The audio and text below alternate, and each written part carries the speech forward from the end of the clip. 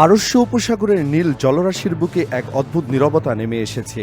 যুক্তরাষ্ট্রের সবচেয়ে শক্তিশালী যুদ্ধজাহাজ ইউএসএস আব্রাহাম লিঙ্কন এখন যে অবস্থানে নোঙর ফেলেছে, সেখান থেকে ইরানের উপকূল মাত্র 200 থেকে 300 কিলোমিটার দূরে। এই দূরত্ব যতটা না কৌশলগত, তার চেয়ে বেশি বিপজ্জনক।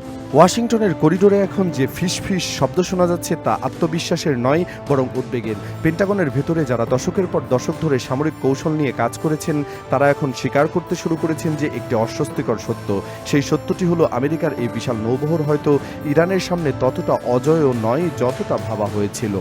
গত কয়েক সপ্তাহ ধরে ফক্স নিউজ থেকে শুরু করে নিউ ইয়র্ক পোস্ট, এমনকি জেরুজালেম পোস্ট পর্যন্ত একটি বিষয় নিয়ে রিপোর্ট করেছে, যা আমেরিকার সামরিক ইতিহাসে এক বিরল ঘটনা। তারা বলছে, ইরানের কাছে এমন কিছু সামরিক সক্ষমতা রয়েছে যা মাত্র 30 মিনিটের মধ্যে আমেরিকার এই পুরো নৌবহরকে পঙ্গু করে দিতে পারে।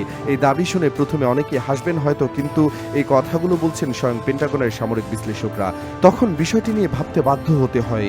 দক্ষিণ চীন সাগর থেকে তড়িঘড়ি করে এই বিশাল আর্মাডা পাঠানোর সিদ্ধান্ত নেওয়া হয়েছিল একটি নির্দিষ্ট উদ্দেশ্য নিয়ে। ট্রাম্প প্রশাসন চেয়েছিল ইরানকে ভয় দেখাতে, চাপ প্রয়োগ করতে, হয়তো আলোচনার টেবিলে বসতে বাধ্য করতে। কিন্তু পরিস্থিতি এখন যেদিকে গড়াচ্ছে, তাতে মনে হচ্ছে এই পুরো পরিকল্পনাটাই উল্টো দিকে মোড় নিয়েছে।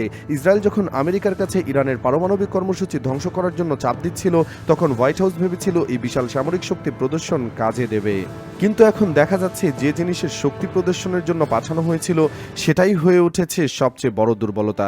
ইউএসএস আব্রাহাম লিঙ্কন কোনো সাধারণ জাহাজ নয়। এটি একটি ভাসমান শহর বলা চলে, যার দৈর্ঘ্য প্রায় 300 মিটারেরও বেশি। এর ডেকের ওপর রয়েছে 70টিরও বেশি অত্যাধুনিক যুদ্ধ বিমান, পঞ্চম প্রজন্মের F-35 lightning II, F-18 super Hornet এবং আরও কত কি। এই বিমানগুলো একাই যে কোনো দেশের বিমান প্রতিরক্ষা ব্যবস্থা ভেঙে গুড়িয়ে দেওয়ার সক্ষমতা রাখে। শুধু এয়ারক্রাফট ক্যারিয়ার নয়, এর সাথে রয়েছে 5টি অত্যাধুনিক ডিস্ট্রয়ার, প্রতিটিতে 96টি করে ক্ষেপণাস্ত্র সজ্জিত। রয়েছে একটি ক্রুজার, যার পেটে লুকিয়ে আছে 150টির মতো মিসাইল। আর সবচেয়ে ভয়ঙ্কর যেটা, সেটা হলো পারমাণবিক শক্তিচালিত সাবমেরিন, যা সমুদ্রের তলদেশ থেকে নিঃশব্দে আঘাত হানতে সক্ষম। সব মিলিয়ে হিসাব করলে প্রায় 650 মতো ক্ষেপণাস্ত্র এই মুহূর্তে যুদ্ধে প্রস্তুত অবস্থায় রয়েছে। কাগজে কলমে এই সংখ্যা দেখলে যে কেউ মনে করবে এক অপ্রতিরোধ্য শক্তি। পৃথিবীর বেশিরভাগ দেশ এই বহরের সামনে হাঁটু গেড়ে বসতে বাধ্য হবে। কিন্তু ইরান কোনো সাধারণ প্রতিরক্ষা নয়। তাদের কৌশল ভিন্ন, তাদের প্রস্তুতি ভিন্ন, এবং সবচেয়ে বড় কথা, তাদের ভূগোল তাদের পক্ষে।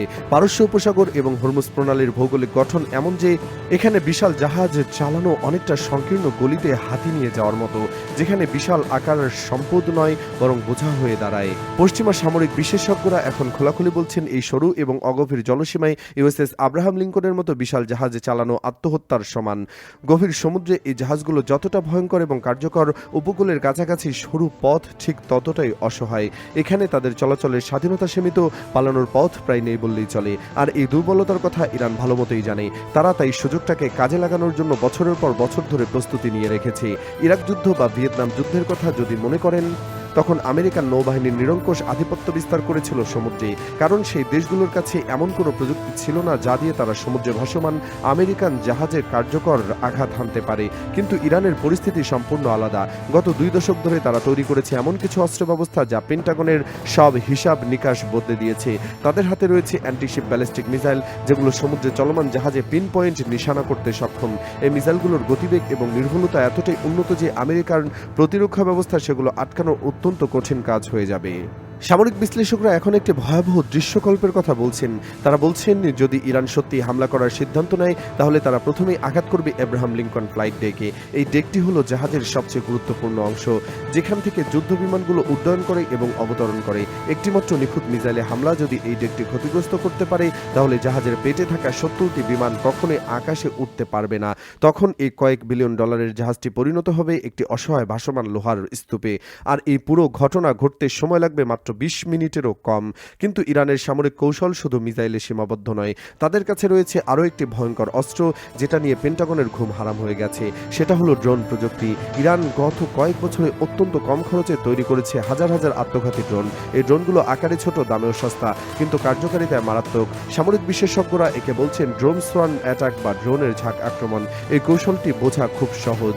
ধরুন, আমেরিকান প্রতিরক্ষা ব্যবস্থা একসাথে 100টি লক্ষ্যবস্তু ধ্বংস করতে সক্ষম, কিন্তু ইরান যদি একসাথে 1000 বা 2000 ড্রোন পাঠিয়ে হামলা চালায় তাহলে কি হবে? আমেরিকান রাডার এবং ক্ষেপণাস্ত্র প্রতিরক্ষা ব্যবস্থা হয়তো কিছু ড্রোন ধ্বংস করতে পারবে, কিন্তু বাকিগুলো তাদের লক্ষ্যে পৌঁছে যাবে। একে বলা হয় স্যাচুরেশন অ্যাটাক, যেখানে প্রতিপক্ষের প্রতিরক্ষা ব্যবস্থাকে এতটাই চাপের মুখে ফেলা হয় যে সেটা ভেঙে পড়বে। এই ড্রোনগুলোর প্রতিটি তৈরি করতে খরচ হয় মাত্র কয়েক হাজার ডলার, কিন্তু একটি ড্রোন ধ্বংস করতে আমেরিকাকে যে ক্ষেপণাস্ত্র ব্যবহার করতে হয় তার দাম কয়েক মিলিয়ন ডলার। অর্থনৈতিক দিক থেকেও এটা আমেরিকার জন্য একটা বিশাল বোঝা।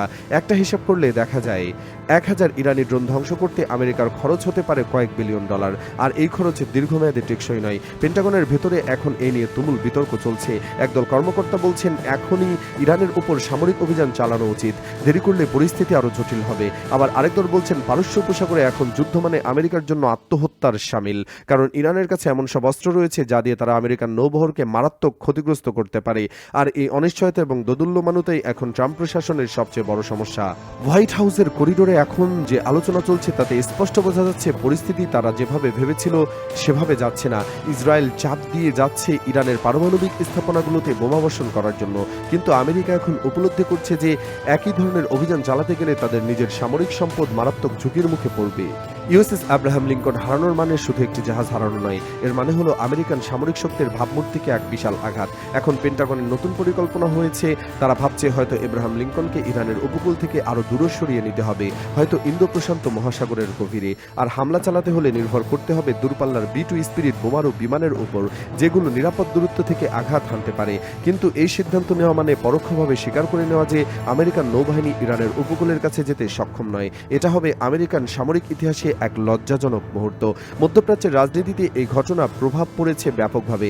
যেসব দেশ এতদিন আমেরিকার উপর নির্ভর করত নিরাপত্তার জন্য, তারা এখন দ্বিতীয়বার ভাবছে। সৌদি আরব, সংযুক্ত আরব আমিরাত, কুয়েত, কাতার দেশগুলো দেখছে যে আমেরিকা নিজেই ইরানের কাছে অসহায় হয়ে পড়েছে। এটা তাদের আত্মবিশ্বাসে আঘাত করেছে। তারা ভাবছে যদি আমেরিকা নিজেকেই রক্ষা করতে না পারে তাহলে তারা কিভাবে মিত্রদের রক্ষা করবে। ইরানের তেহরান এই পরিস্থিতি দেখে খুবই সন্তুষ্ট। তারা দেখছে তাদের কৌশল কাজ করেছে।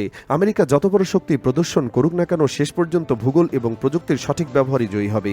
ইরানের সামরিক পরিকল্পনাকারীরা বছরের পর বছর ধরে এই পরিস্থিতির জন্য প্রস্তুতি নিয়েছে।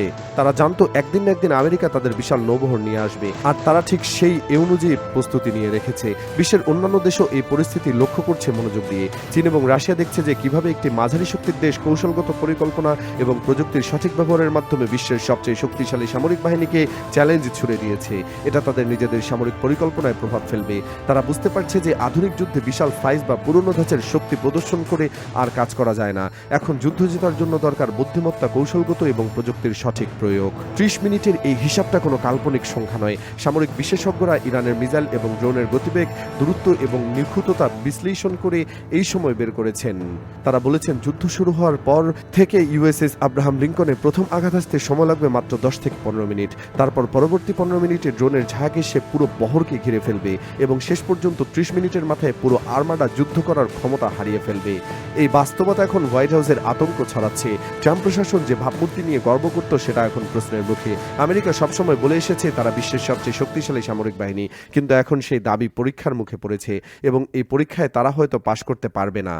পারস্য উপসাগরের নোনা জলে এখন একটা উত্তেজনা ভাসছে। প্রতিটি দিন যাচ্ছে, প্রতিটি রাত কাটছে, কিন্তু কেউ জানে না কবে এই উত্তেজনা বিস্ফোরিত হবে। আমেরিকান নৌসেনারা তাদের জাহাজের ডেকে দাঁড়িয়ে ইরানের উপকূলের দিকে তাকিয়ে থাকে আর ভাবে হয়তো আগামীকালেই সবকিছু বদলে যাবে। ইরানের সৈন্যরা তাদের মিসাইল লঞ্চারের পাশে বসে অপেক্ষা করছে প্রস্তুত অবস্থায়। এই মুহূর্তে বিশ্ব একটা প্রশ্নের উত্তর খুঁজছে। আমেরিকার এই অহংকার কি সত্যি পারস্য উপসাগরের জলে ডুবে যাবে, নাকি শেষ মুহূর্তে কোনো কূটনৈতিক সমাধান বের হবে? উত্তর এখনো অজানা, কিন্তু যা নিশ্চিত তা হলো যুদ্ধের নিয়ম বদলে গেছে এবং আমেরিকা হয়তো এখনো সেটা পুরোপুরি মেনে নিতে পারেনি।